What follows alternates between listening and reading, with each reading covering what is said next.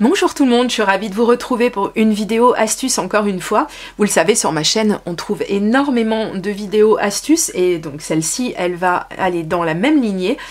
C'est une vidéo qui, pour les plus anciens abonnés à ma chaîne, je vous avais fait un petit peu le même genre, même carrément le même genre, il y a quelques années en arrière, et je trouve un petit peu dommage en fait, de plus en parler. Je ne le vois pas beaucoup utilisé sur d'autres vidéos que je peux regarder, et j'ai pensé que c'était bien de la remettre un petit peu au goût du jour, cette astuce, puisque ça va quand même rendre service à beaucoup de monde. Il faut savoir qu'on est beaucoup à utiliser, bien entendu, des tampons dans notre scrap et donc à avoir un petit peu ce genre de soucis. Ça va. Si t'as plus que ça comme souci dans ta vie, ça va quoi, je veux dire. Ça peut quand même poser des petits, des petits maux d'estomac, on va dire, à certaines personnes. Donc à savoir avoir des surfaces comme ça qui sont super cracra, c'est normal, on utilise notre matériel, donc forcément il en vient à ne plus être des plus propres. Comme vous le voyez, j'en profite bien pour vous montrer la vraie vie, hein. C'est-à-dire ma stamp plateforme de chez Tonic qui est proprement dégueulasse. Ah si, il faut appeler un chat, hein. On voit limite bientôt plus à travers, il y a énormément de traces d'encre. En règle générale, ce que je vous conseille de faire, c'est de nettoyer le plus rapidement possible, de façon à ce que l'encre tienne le moins possible sur votre support. Donc ce qu'il faut savoir, c'est que les supports acryliques, les blocs acryliques et les couvercles des aides au tamponnage, donc type stamp plateforme, etc., sont faits d'un revêtement plutôt lisse, ce qui permet en fait que l'encre adhère peu, voire pas du tout dessus. Mais bon, hein, vous voyez, c'est pas une science exacte, et quand on a des traces comme ça qui ne partent pas, si on a eu comme moi la bonne idée d'utiliser de la Stazone et de se dire je nettoierai juste après et que juste après on est parti faire autre chose. Ah, je sais que ça vous arrive aussi. Donc pas de panique, on a plusieurs solutions à notre problème. Donc déjà, on peut essayer d'éviter de nettoyer tout de suite avec la grosse artillerie. Donc à savoir qu'on peut déjà commencer avec tout simplement, excusez-moi je vous ai pas montré, de l'eau. De l'eau qui constitue déjà un excellent nettoyant en soi, puisque tout dépend l'encre que vous avez utilisée. On n'a pas spécialement besoin d'aller chercher un produit corrosif ou autre. En général, ça fait plutôt bien le job. Voilà. Tout dépend encore une fois ce que vous avez collé sur votre bloc acrylique ou sur le couvercle de votre stamp plateforme. Maintenant, vous voyez, je suis toujours avec ma microfibre, je vais zoomer un petit peu et on voit par transparence que eh bien on a beau frotter, ça ne part pas. Pourquoi? Parce que c'est de la Stazone et comme son nom l'indique, eh bien elle reste sur les supports. C'est une encre qui est faite pour ça d'ailleurs. Par exemple, si vous tamponnez du calque ou de l'acétate, enfin du plastique, tout simplement, des surfaces lisses pour faire court, et bien en fait on a du mal à faire partir cette encre. Vous voyez, ça a tendance un petit peu à partir, mais alors concrètement c'est pas ça du tout. J'ai un autre bloc acrylique sur lequel je vais frotter et effectivement ça ne part pas non plus. Voilà, vous voyez un petit peu. Sur ma stamp plateforme par contre, je sais que ce n'est pas de la Stazone que j'ai utilisé. Est-ce qu'on va le voir? Voilà, au niveau de mes doigts. Et ça ne part pas non plus. Donc, deuxième possibilité, puisqu'on a utilisé de l'encre, on va utiliser un nettoyant pour encre. Donc encore une fois, je ne mets que un tout petit peu, là j'en ai même pas mal mis, mais bon. Un petit peu de produit et on a quelque chose de bien propre. J'espère que vous avez pu voir. C'est compliqué de vous montrer, mais voilà, peut-être qu'ici on le verra un petit peu mieux. Je vais dézoomer. Voilà, ici on voit déjà que c'est beaucoup mieux. Je ne l'ai pas vraiment nettoyé le mieux du monde, mais j'ai donné un petit coup et on voit effectivement que la plupart des traces, des taches aussi, sont parties. Voilà, ça peut faire le job. En même temps, je vous conseille encore une fois Je vais peut-être pas faire tout mon ménage devant vous parce que c'est pas le but de cette vidéo, mais je vous conseille encore une fois de nettoyer le plus rapidement possible vos encres parce qu'il n'est pas impossible que même des encres aquarelles finissent par tellement tenir que vous ne puissiez limite plus les enlever. Quoique avec de l'eau, je suis pas très inquiète. Donc vous avez cette alternative là, qui est un produit vraiment spécial scrap.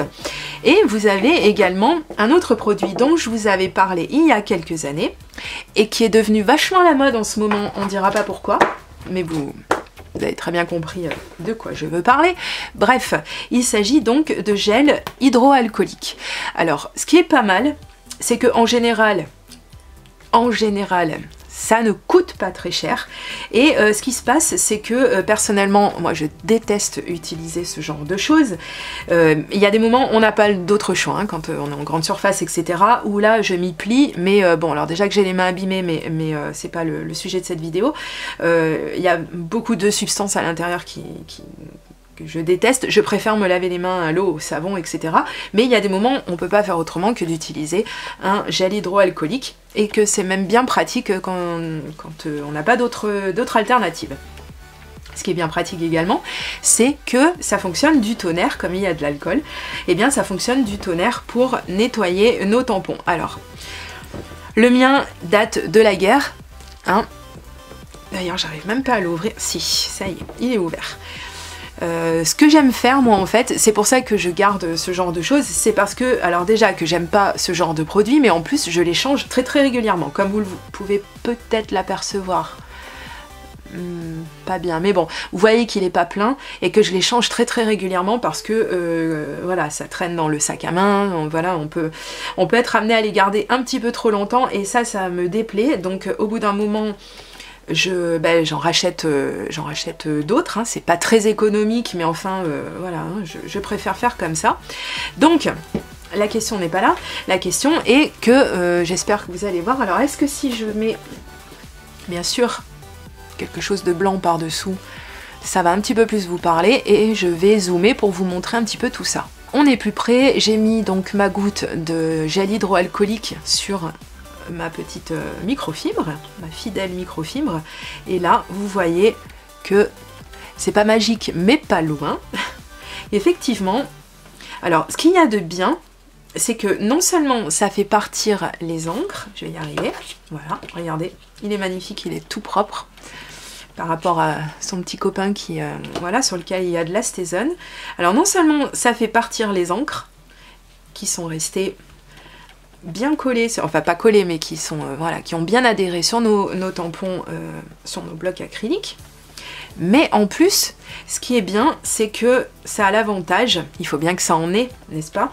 C'est que ça a l'avantage de dégraisser complètement les blocs acryliques, et ce qui fait, c'est que ça peut aussi aider vos tampons qui ne collent plus beaucoup, voire plus du tout, d'avoir des blocs ou des couvercles de stamp plateforme qui soit vraiment propre. Ça va pouvoir vous aider avec vos tamponnages, ça va faire vraiment en sorte que le tampon adhère beaucoup plus, je parle des tampons clear hein, bien entendu, on parle pas des tampons molettes, mais que les tampons clear adhèrent beaucoup plus sur votre surface, et donc effectivement c'est plutôt une bonne chose que d'utiliser pour recycler, hein, plutôt que de le jeter, et bien d'utiliser ces petites choses là. Alors effectivement c'est vrai que c'est pas très naturel et que c'est un petit peu contraire à des vidéos que j'aurais pu vous faire, à des petites recommandations comme ça dans des vidéos précédentes, mais je me dis que plutôt que de le jeter et de voir l'efficacité que ça peut avoir, et peut-être que c'est même moins mauvais que ce genre de produit, je saurais pas vous dire, hein, parce que je suis pas chimiste, hein, donc je sais même pas si on a la liste des ingrédients sur ici, oui, mais là je suis pas certaine. Bref, on va pas faire polémique là-dessus, mais en même temps, voilà, vous avez le doigt dans la microfibre et le produit n'est pas en contact avec votre peau, donc voilà, pour les personnes qui comme moi craignent un petit peu ce genre de choses, au pire, voilà, vous mettez carrément sur la microfibre, vous ne mettez pas le doigt à l'intérieur et vous pouvez pouvez nettoyer tout ça sans avoir à toucher quoi que ce soit, et après vous allez vous laver précautionneusement les mains. Mais en tout cas, c'était une astuce dont je vous avais parlé il y a quelques années et qui, je trouve, méritait d'être remise un petit peu au goût du jour. N'hésitez pas à me dire si vous la connaissiez, et surtout si je vous ai peut-être appris quelque chose, et si ça vous aura donné envie de vous mettre un petit peu au nettoyage de vos blocs acryliques et des couvercles de vos outils à tamponner. Voilà. Si cette vidéo vous a plu, je vous remercie pour le petit pouce en l'air comme d'habitude, vous êtes vraiment des amours, et je vous dis à très bientôt pour de prochaines vidéos création. Gros bisous, bye bye.